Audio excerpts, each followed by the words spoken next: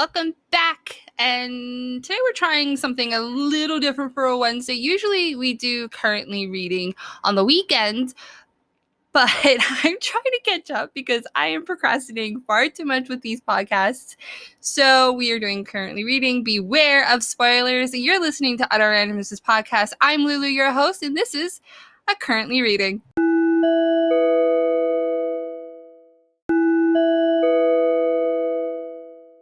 So if you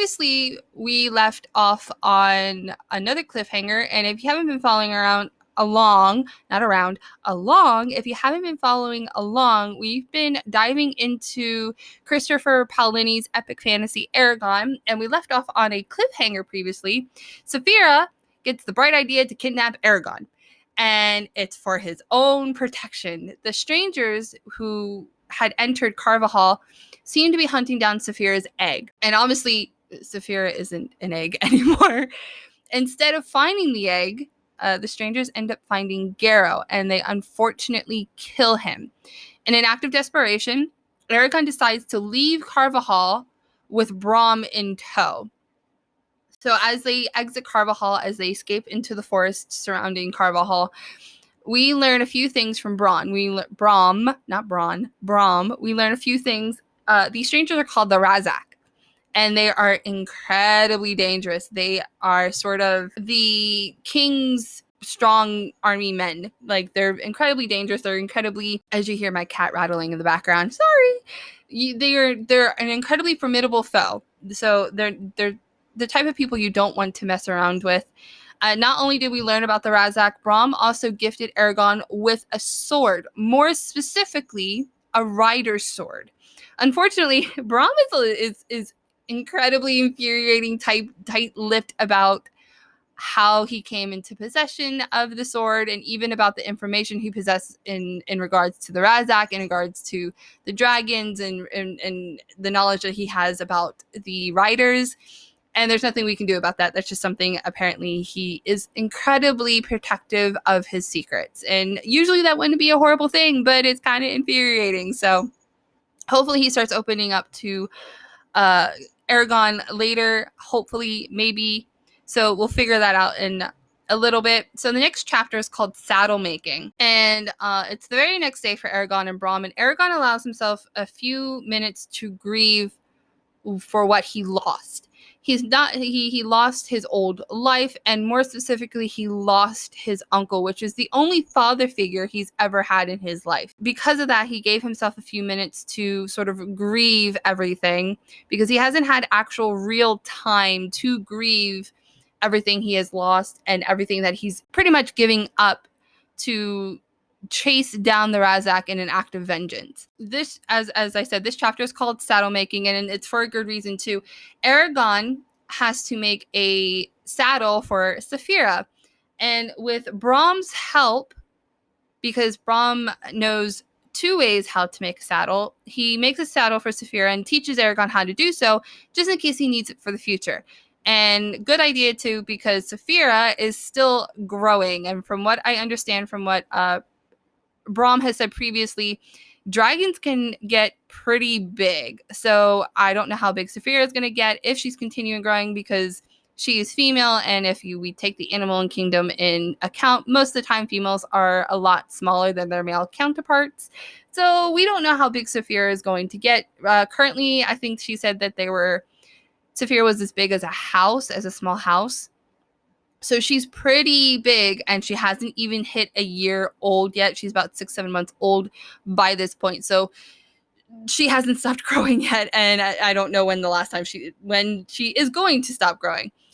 So after finishing making this saddle for her, Saphira is uber keen on trying it out, but Eragon isn't jumping at the chance to fly again, because, the last time he flew, an entire layer of skin was stripped from the inside of his legs, and I wouldn't be too excited to fly either if that was my first experience. So yeah, no thanks. You can keep that all you want. So that same day, in the evening, Eragon and Braum end up talking about tracking the Razak. So Braum obviously says they'll need horses. You have to remember, this is a fantasy novel. There are no cars. It's all horses. And even though Eragon says that he will ride Saphira, despite all his nervousness, Bronn mentions that she is too young to carry the both of them. Once again, Saphira is only 6 months old. She is not strong enough, nor is she capable enough to carry two potential riders on her back. She could probably only carry Eragon, and that's pretty much it. So she wouldn't be able to carry both of them. And on top of that, they're trying to keep a low profile if the Razak are hunting them down. Having a bright blue dragon flying around everywhere is probably not the brightest ideas. So we're not doing that. Eragon wonders how they'll end up obtaining the horses because he's not super into stealing. Again, we've got to remember, before exiting Carvajal, he stole a handful of goods, tried to pay them back, but obviously he was strapped for cash and strapped for time. So it was just basically just get what he needed and get out. And that's all he tried to do. He isn't too keen on stealing. He doesn't want to steal.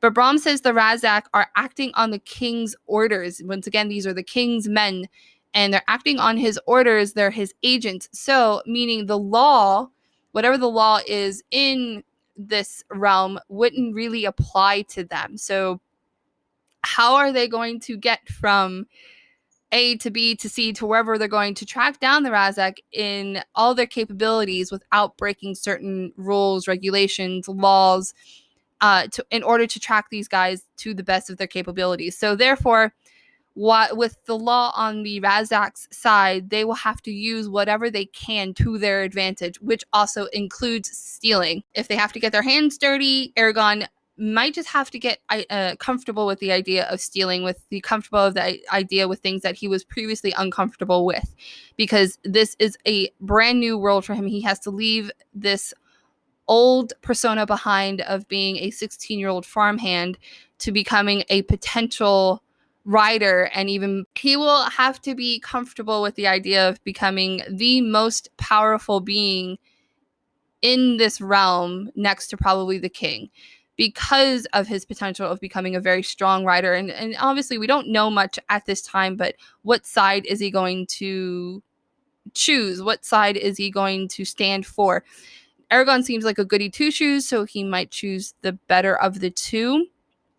But we'll have to see. The next chapter, that saddle making chapter, was incredibly short. So the next chapter is called Theron's Ford. They get a very early start to their day. They're tracking the trail that the Razak left behind as they left Carvajal, and Saphira flies above them as they resort to walking to their next destination. Eragon is incredibly uncomfortable. Remember, he had a pretty easy, chilled life before becoming basically an outlaw.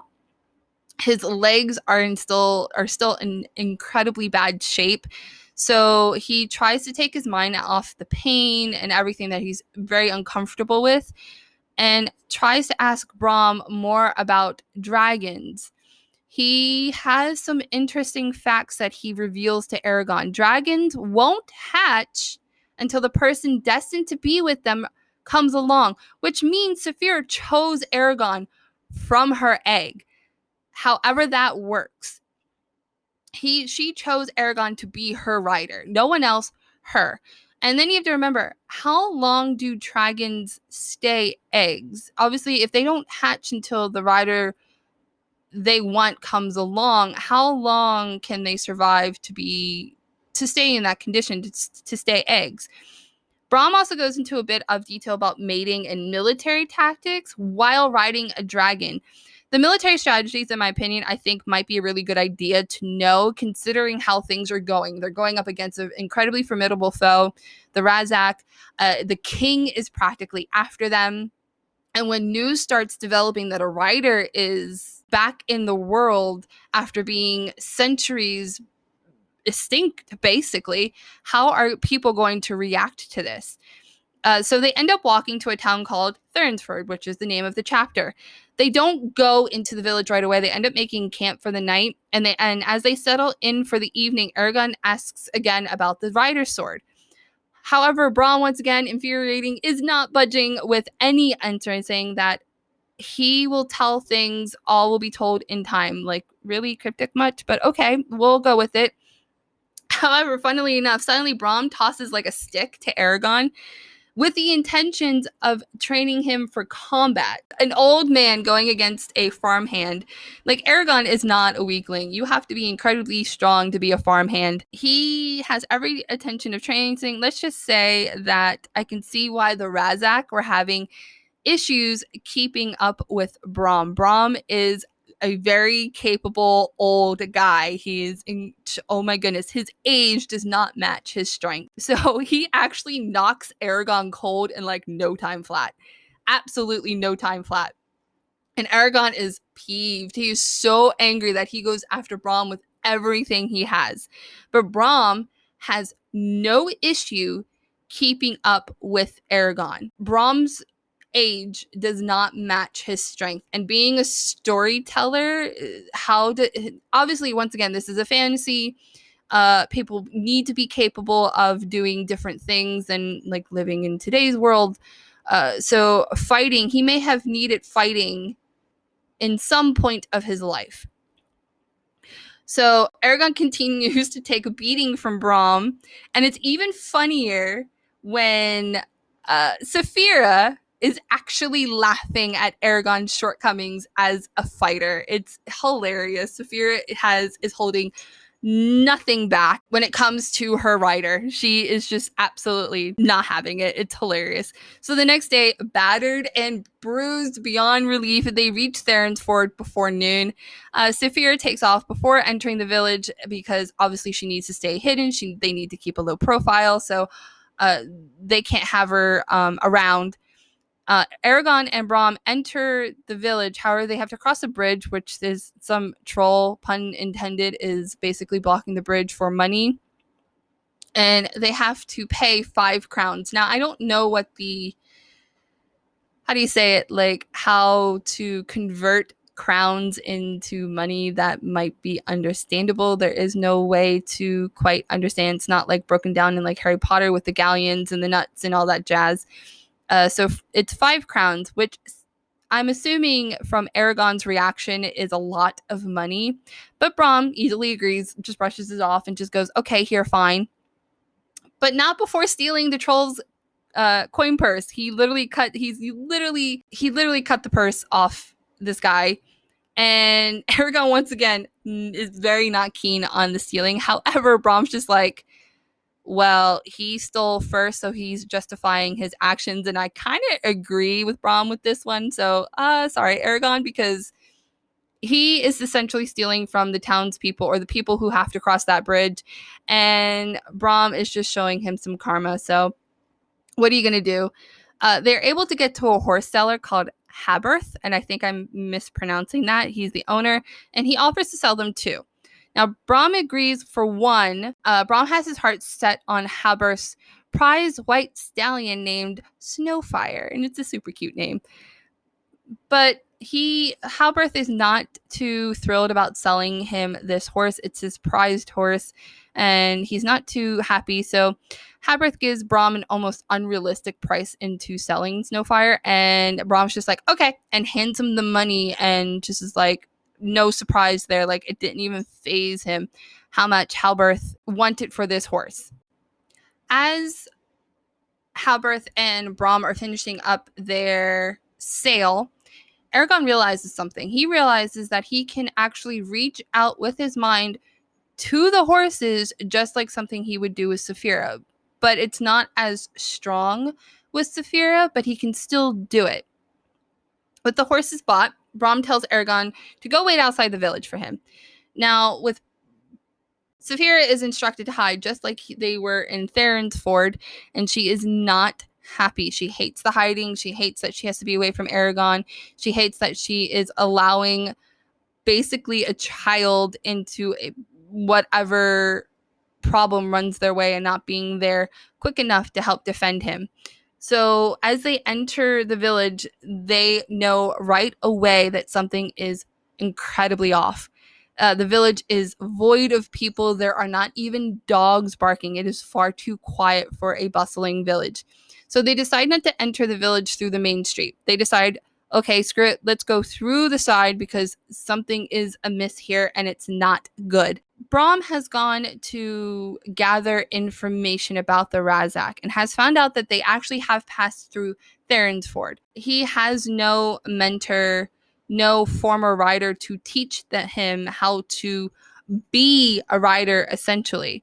So he's learning everything pretty much on the run as an outlaw, tracking down the Razak and hiding from the king, with his family already taken away from him and his life completely uprooted. So they travel to the edge of the valley and decide to bed down for the night. And Eragon names his newly bought horse Kadok. And it's after his grandfather, which is also uber cute. And before calling it a complete night, they go another round of trained fighting. And Eragon, or well, rather in Eragon's case, he gets beaten to a pulp with a stick again. So poor Eragon. The next chapter is called Thunder War and Lightning Cackle. Crackle? Not cackle, crackle. Eragon is incredibly stiff in store and complains to Brahm that he'll be torn to shreds if they continue their training. But Brahm's just like, he's having none of it. He's like, you'll be fine. We will continue this training and you will be grateful for it, which unfortunately doesn't clear up until sundown, which sucks. But luckily, they're both pretty drained and don't spar for the evening. Next chapter, Revelations at Yazuak. I'm mispronouncing this and it's going to bug me, so I have to look this up, how to pronounce this later.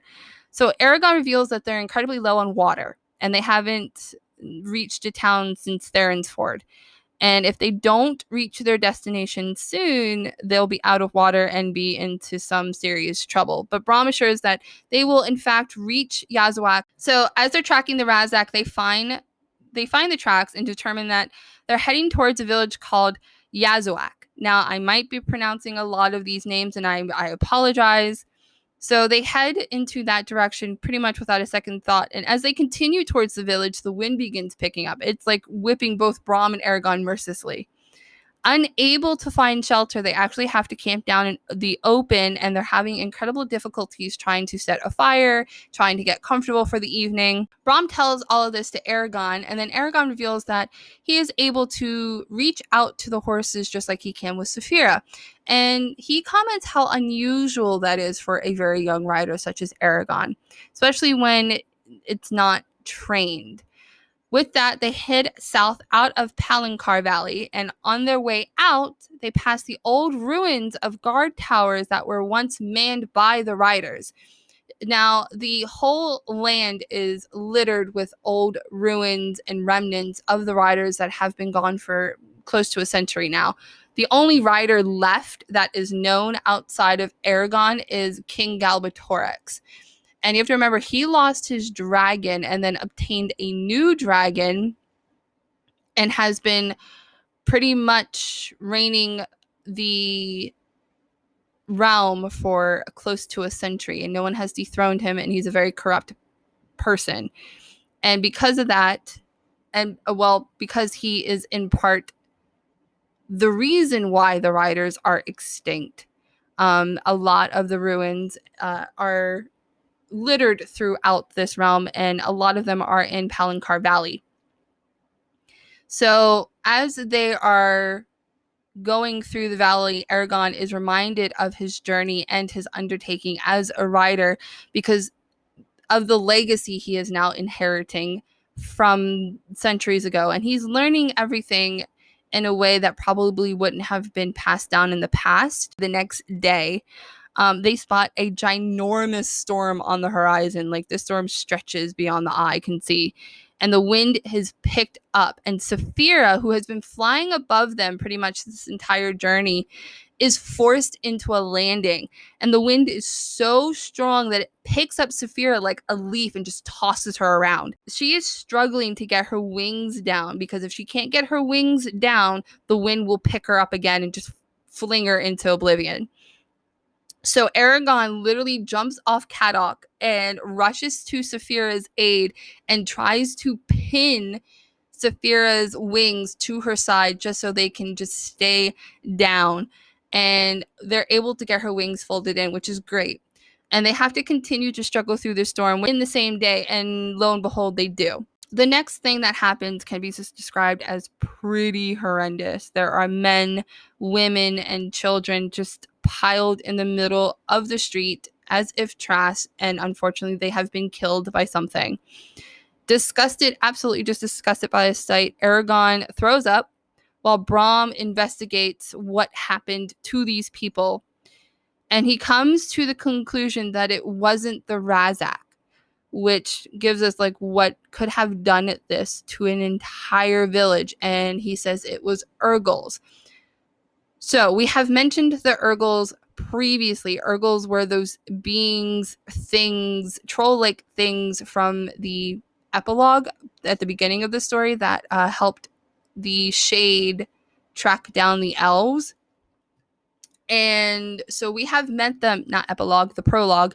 We have met them before, but we have not known how calloused or how aggressive or even how dangerous they were, because when they were with the Shade, they were obviously following his directions, his movements, his whatever, to track down and above all take down these elves.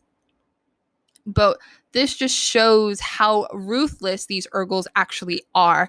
And on top of all of that, they are still within the village. So Eragon and Brom try to make their escape and are completely ambushed by the Urgles. Eragon is knocked off Caddock, and Brom is now wounded. And he tries, things could get better pretty much. And Eragon sees one of two things as they're leaving the village. The Razak's track. Eragon tries to get the Urgles to go with him, and he's running along these houses and comes to a complete dead end. But something feels different for him, like a powerful sensation is within him. So he's pulling back an arrow, and he says the same curse word that Brom mentioned earlier. And the arrow explodes with just pure light and takes off the Urgle's head and kills the other just from the mere blast of power. And his palm, that silver scar he has on his hand, is glowing white hot. And as it fades back to normal, Eragon collapses. And that's the end of that chapter. The next one's called Admonishments. So Eragon recovers a little from whatever happened to him. And he is just exhausted, just purely drained. And he finds the horses, and Brom is slumped over in Snowfire's saddle with an incredibly nasty wound to his forearm. And Saphira, who once again isn't able to protect her rider, is just absolutely not happy about any of this, as Eragon is explaining about what happened to the Urgles, that Brom needs to be seen and taken care of because of the cut he has on his arm. And Saphira swears vengeance on the Urgles, and Eragon's just like, well, I already took care of them, so no big deal.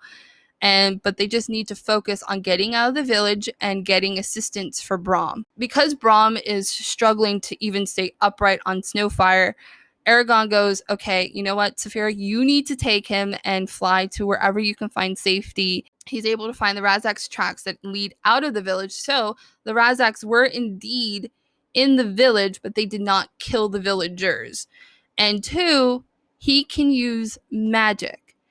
The question is, though, above all else, he wonders why Brom never told him that he could use magic, especially since he seems to know so much about the dragons and their riders. If he can use it and it's used to his advantage to track down the Razak or take care of things, why not use that to his advantage? So he reveals that this power could have destroyed everything, including himself, as in this magic, whatever he used, could have effectively killed him and wiped out basically the entire village. So Saphira is able to scout a location that they're able to rest for a night, and when they do finally settle in, Eragon tells everything that happened while Brom was on Saphira. And Eragon obviously is being thanked for saving Brom's life, but he isn't too pleased about the fact that Eragon used that particular power. Now, why not? But Eragon counters that if Brom actually teaches Eragon how to use this power, including how to understand the risks involved, then they can continue to use it to his advantage, and he can learn how to use it in an effective and safe manner if he is taught. But Brahm says that magic is far too complex and too powerful simply for him to teach Eragon, and that there are strict, very, very strict rules involved in the usage of magic. Break those rules and you pay the ultimate price, and apparently the ultimate price is death. So Brahm is obviously curious about what word Eragon used, and he ends up telling him that it was the word Brishinger. He further explains that magic is derived from an ancient language, and I quote from the book, describes the true nature of things, not the superficial aspects that everybody sees. He also says that the better understanding of the ancient language, the better use of magic can be. So if you have an understanding of how this language works, then I guess you're more powerful. So it seems to be all about the words you use and just the way that Brahm tells Eragon about all that. Saphira, and Brahm also gives Eragon a warning that magic takes a physical toll on the body, which is why if you use too much magic too quickly, you die, or why Eragon felt so exhausted after killing the Urgles. Has a light bulb moment and says that Eragon only knew that word because Brahm said it, which means Brahm can use magic. What? So, as far as I know, Brahm is human. He's not a writer. He is an old storyteller that probably knows far too many things for his own good.